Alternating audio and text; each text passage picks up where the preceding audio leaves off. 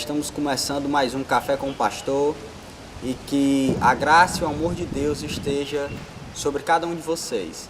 Fico muito grato por poder estar abençoando a vida de vocês com a palavra de Deus por meio desse canal. O assunto que eu irei falar hoje é um assunto bem controverso. É um assunto amado por uns e odiado por outros. O assunto que eu gostaria de falar hoje é sobre a soberania de Deus. O tema de nossa reflexão hoje é a soberania de Deus e a vida piedosa. As implicações práticas de Deus ser soberano.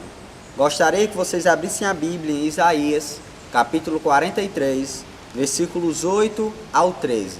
Isaías 43, do 8 ao 13. Leiamos o texto. Traga o povo que tem olhos, mas é cego, que tem ouvidos, mas é surdo. Todas as nações se reúnem e os povos se ajuntam. Qual deles predisse isto e anunciou as coisas passadas? Que eles façam entrar suas testemunhas, para provarem que estavam certos, para que os outros ouçam e digam, é verdade. Vocês são minhas testemunhas, declara o Senhor, e meu servo a quem escolhi, para que vocês saibam e creiam em mim, e entendam que eu sou Deus, e que antes de mim nem o Deus se formou, e nem haverá depois de mim Deus algum.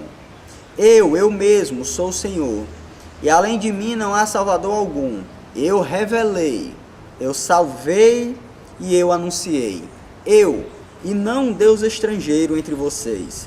Vocês são testemunhas de que eu sou Deus, declara o Senhor.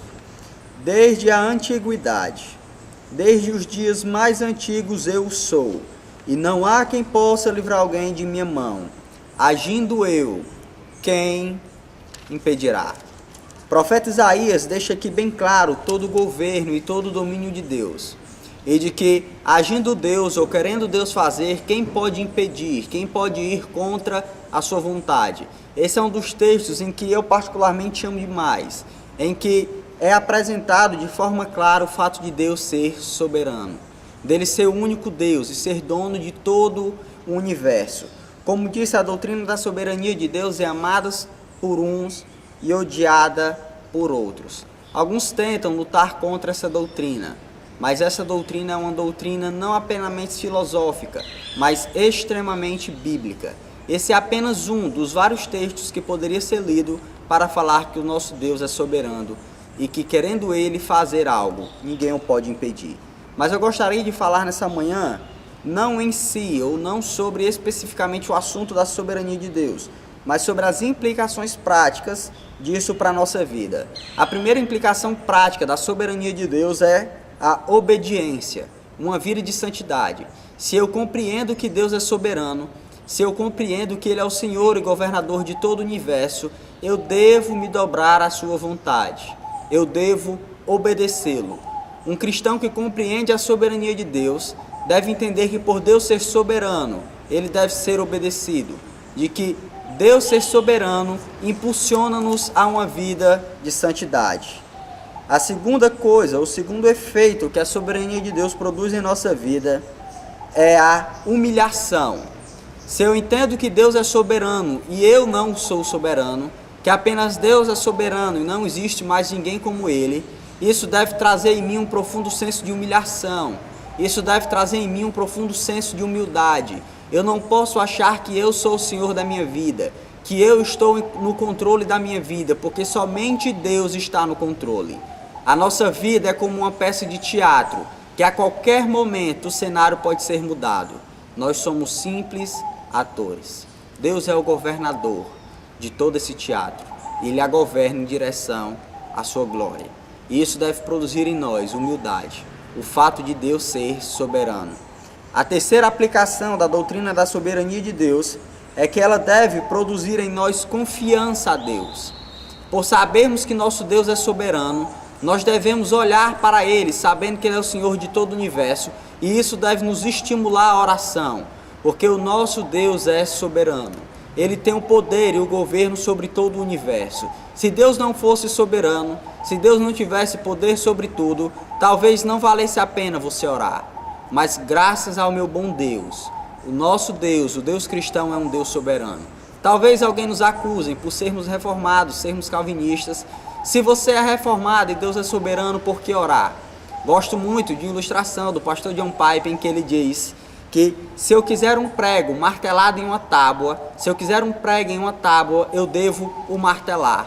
Porque Deus decretou que um prego entrará numa tábua por meio das marteladas.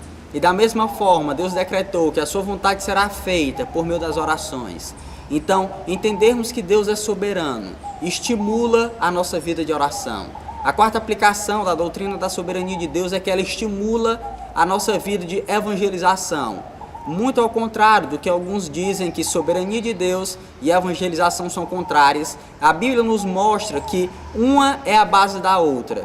É o fato de Deus ser soberano que nos motiva a evangelizar. O próprio Cristo, após ter sido ressurreto, quando manda os seus discípulos em Mateus 28, do 18 ao 20, evangelizarem, ele diz: todo o poder me foi dado nos céus e na terra. Portanto, por causa disso, porque eu sou soberano, vão e façam discípulos. A soberania de Deus deve nos motivar a uma vida de evangelização.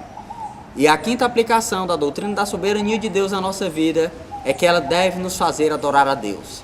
Quando eu olho para Deus e eu compreendo que Ele é soberano, que Ele é o Senhor de todo o universo, que Ele é o único digno de toda a honra, de toda a glória, de que Ele é o Rei dos reis e Senhor dos senhores, de que Ele é o Alfa e o Ômega, o princípio e o fim, o Todo-Poderoso, eu devo prostrar-me de joelho diante desse Deus. Compreender a doutrina da soberania de Deus deve nos fazer não apenas humildes, obedientes, não apenas nos dar confiança para orar e não apenas nos dar ousadia para evangelizar, mas nos prostrarmos de joelho em adoração ao nosso Deus, dizendo que só Ele, por ser soberano, merece toda a honra e toda a glória. Gostaria de deixar um livro como recomendação para que vocês compreendam um pouco mais essa doutrina. O nome do livro é Deus é Soberano, do A.W. Pink, editora Fiel. Que vocês possam ler esse livro e possam compreender um pouco mais da doutrina da soberania de Deus. Se você tem nos acompanhado por meio desses vídeos, por meio deste programa que nossa igreja tem promovido, que é o Café com Pastor, mas ainda não é membro de nossa igreja ou nunca veio nos visitar, venha nos fazer uma visita. Nos encontramos na rua Reverendo Bolivar Pinto Bandeira, número 119, bairro Luciano Cavalcante. Venha e ouça uma igreja que prega um Deus soberano.